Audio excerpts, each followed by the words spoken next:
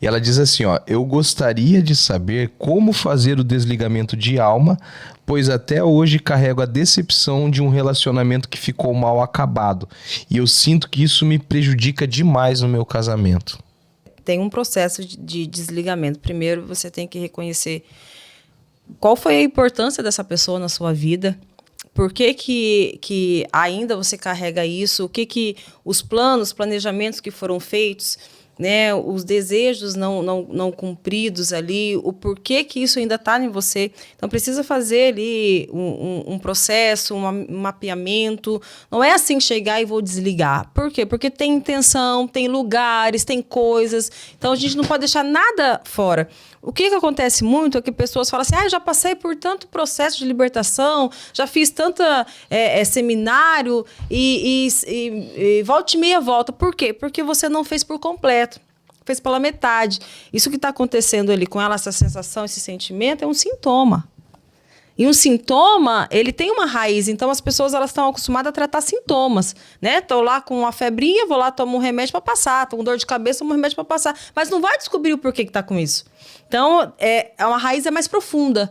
Então, se ainda isso... E realmente, isso, levando pro casamento, é uma devastação. Por quê? Porque você ainda não consegue viver o novo, você não consegue fazer plano, você não consegue ter uma vida com a pessoa a qual você está casado ali, porque você está preso no velho. Você está preso lá no passado.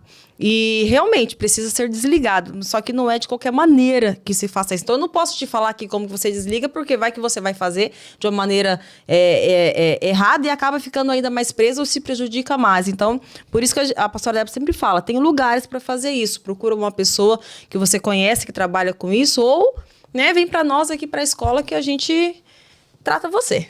Existem 2 âmbitos, William. O homens, em nome de Jesus, não sai de uma vida de uma mulher sem terminar as coisas. Isso deixa dentro delas uma esperança, respostas. O homem ele vai embora, ele leva tudo dessa mulher. Você tem que dar uma satisfação, porque é alguém que você se ligou, que se importou com você. Essa pessoa, ela mostra também que ela está numa fase de negação. Toda mulher que fala assim, meu ex, ou falecido, não tem como você tirar essas pessoas da sua vida. Foi uma pessoa que passou pela sua vida e fez parte. Quanto mais você negar que ela existe e ficar projetando o falecido, aquela coisa lá que eu não quero nem falar o nome, mais a sua alma vai buscar. Nós não podemos negar aquilo que aconteceu, nós temos que enfrentar e resolver. É isso aí. Muito bem. Tem uma aqui muito interessante que é da Kétima Carolina. Acho que é isso. Kétima Carolina. Ela fala de Santa Catarina. Gaspar Santa Catarina. Olha só. Sou líder do Ministério de Intercessão. Eu não passei por esse processo de libertação, pois eu fui abusada desde os 4 anos de idade. Eu preciso me afastar do ministério para ser tratada? De maneira alguma. Eu não tenho aptidão para isso, para falar uma coisa dessa. Isso é muito sério. Isso não está pautado em mim, mas eu peço para que você procure ajuda, para que você se desligue, porque quando você está num grupo de intercessão, você entra em batalhas por pessoas. E eu posso te afirmar com muita certeza que vai vir muitas pessoas abusadas para você. E como que você vai lidar com isso? Então não é sair do grupo, mas é buscar a sua cura na totalidade. Porque quando você se deparar aí com abusos, ou isso vai te travar, ou isso vai começar a pesar em você ao ponto de você não se achar capaz de estar discorrendo essa questão da intercessão. E aí vai haver muitas dúvidas e vai abrir algumas outras lacunas na sua mente, porque o espiritual está pautado por Deus. Deus mandou você ir, vai. Mas as questões emocionais, ela vai pesar, vai fazer a conta e vai te entregar. É isso aí, Yuri. Fala para a pastora Juliana. Vamos lá. No processo de separação do meu marido, que é recente, orei muito por ele, fiz jejum e mesmo assim ele se afastava de mim. E comecei a sentir uma opressão terrível. Tive que sair de casa. Continuo orando por ele e creio que Deus pode transformá-lo. Como é o processo de libertação de alguém que traiu, que está cego espiritualmente? Como devo prosseguir? No casamento, não é igual a gente fala da separação da ligação, né? O casamento é algo profundo. Você se torna uma carne com aquela pessoa.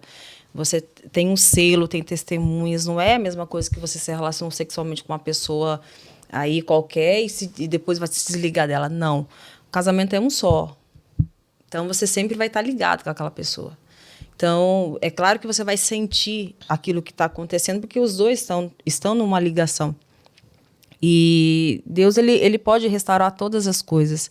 Sobre a parte da traição, né, vamos colocar assim, tem um erro que as pessoas interpretam as escrituras, não sei se é o caso dela, se é o fato da separação, né, mas tem um erro ali, e muitas pessoas ensinam, ainda ensinaram muito, que quando há um adultério no casamento, você tem a autorização de se separar. Isso não tem nas escrituras. Por quê? Porque tem vários erros de tradução, né? Quando você vai ler lá sobre que Jesus é indagado sobre o divórcio, ele fala, no princípio não era assim, fez homem, né? Deus fez o homem e a mulher para se relacionar, se tornar uma carne só. Ele fala, pela dureza do vosso coração Deus permitiu, mas não era assim do princípio. Né? O homem não pode ter uma separação se não for por fornicação. A tradução original é por fornicação.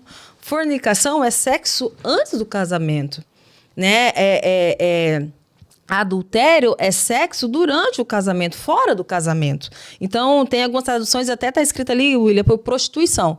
Então, se eu puder, se eu tenho ali, se eu posso me separar de alguém pela prostituição, então, só se a pessoa, sua esposa ou seu marido se relacionou com a pessoa e foi pago. Porque prostituição é pago. Então, se ele não foi pago, então não tem respaldo para separação. Então, a tradução original ali é por fornicação. O que é? É uma pessoa ali foi enganada. Ela diz que está casando virgem e não está. Né? E foi enganada ali. Tem como você ter essa separação pelo engano da mentira. Antes do casamento, de dizer que os dois eram virgens, ou ela era, né? E mentir para a pessoa. Mas depois do casamento não tem um respaldo de separação. Então, a gente tem muitos pastores que ensinam isso. Não, se ele te trair, você está respaldado para separar. Não está. Não tá, porque como eu disse aqui no começo, o casamento é a representatividade de Cristo e a igreja. Então, quando Jesus fala, né, ali, quando Paulo fala ali para o homem, né, você trata a sua mulher como Cristo amou a igreja, se a gente for ver se adultério fosse respaldo para separação, e o casamento é a representatividade de Cristo, então quer dizer que você, como igreja, você nunca traiu Jesus?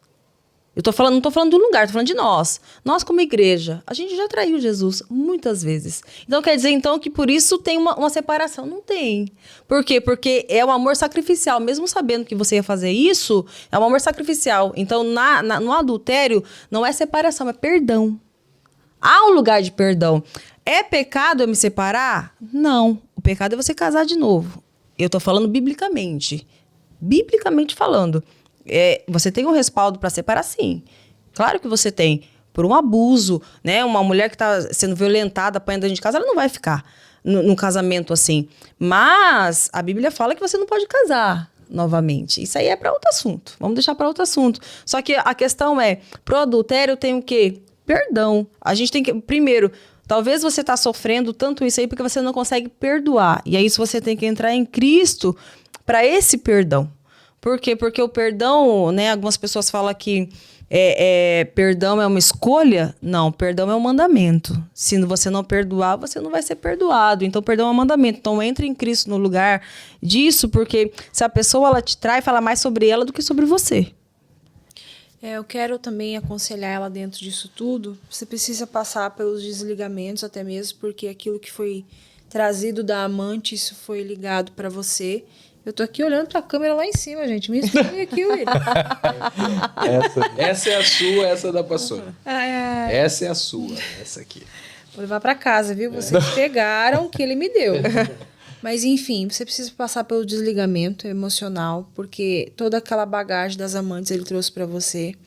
E qual é a intenção de você estar orando e jejuando por essa pessoa? dentro do teu âmbito, da tua história, porque talvez você quer que ele volte, você não está errada. Mas se aconteceu dele sair e está vivendo com outra pessoa, eu quero pedir agora para você que você jejue e ore por você. Foca em você agora. Porque às vezes a gente quer orar e jejuar para levantar alguém, para resgatar alguém, e a gente está se perdendo, a gente está morrendo. Então, ore e jejue por você, para que Deus te tire desse limbo emocional, dessa expectativa de vida que está no outro, das amarras do pecado que ele te envolveu, e de toda a decepção, de toda a frustração, porque toda mulher traída acha que a culpa é dela. Não tem nada a ver com você. Nós temos responsabilidade no nosso casamento e de muitos comportamentos e atos, mas a decisão e a aplicação disso não foi sua. Eu não estou aqui respaldando você nem falando que um está errado, mas eu queria te convidar a focar em você nesse momento para que você consiga se resgatar e voltar para Cristo e ter uma vida menos pesada. Até porque quando há um adultério no casamento, né, como a gente fala, a carga que você pega daquela pessoa a qual ela te traiu é real. Porque não é só a pessoa que teve a relação sexual que faz essa ligação. A esposa também, ela também vai fazer essa ligação com essa pessoa porque é uma transferência. Então precisa ser desligada essa força também, né, da vida da pessoa. Você não consegue se desligar do teu cônjuge, mas você consegue se desligar das pessoas a qual ele se relacionou. Então, isso precisa realmente ser feito, igual a pastora Débora falou. Começa a focar em você. Jejua para você saber como lidar com essa situação, como ter clareza daquilo que está acontecendo com você. Por quê? Porque você tem que se curar, né? Você não pode ser responsável pela decisão do outro, né? Se ele tomou essa decisão, como eu disse, assim, do casamento, é um peso.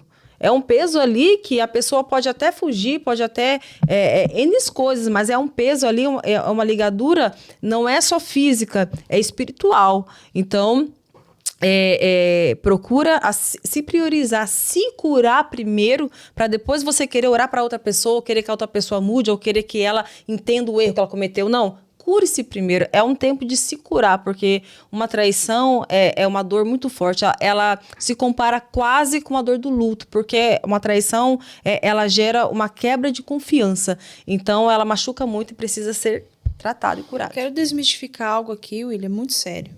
As pessoas acham que o cristão tem que morrer orando. Não é pelo muito falar. Você ora, você jejua, você lança e entrega as coisas e espera. O que está alinhado com a vontade de Deus vai acontecer. E o que não tiver, você vai entender que vai passar. Então, muitas vezes a intenção das pessoas é o quê? Ficar pedindo e acha que pode barganhar. Não é o teu caso, tá, amada? Pode ficar barganhando com Deus porque eu vou orar 40 dias e jejuar 40. Deus talvez vai te trazer uma resposta que você não vai gostar. Então, não é pelo muito pedir, é o quanto toda essa situação está alinhada com a vontade de Deus. A minha oração e o meu jejum tem que ser específico para o quê? Deus, cumpra a tua vontade. Como que o Senhor quer que eu me posiciono? Como que o Senhor quer que eu me mova dentro disso? Não precisa de muito, é rápido, acontece. Aí as pessoas às vezes olham para nós e falam, vocês passam o dia inteiro orando e lendo a Bíblia, né? Fala, sim, com certeza. Então, não é ficar ali 3, 4, 5 horas, não. Deus é muito simples. Você conversar com ele é muito simples e ele fala em todas as coisas. Então a gente precisa desmistificar isso, que essas coisas mirabolantes que as pessoas começam a aplicar e até em algumas denominações que precisa fazer isso para Deus responder. Não precisa.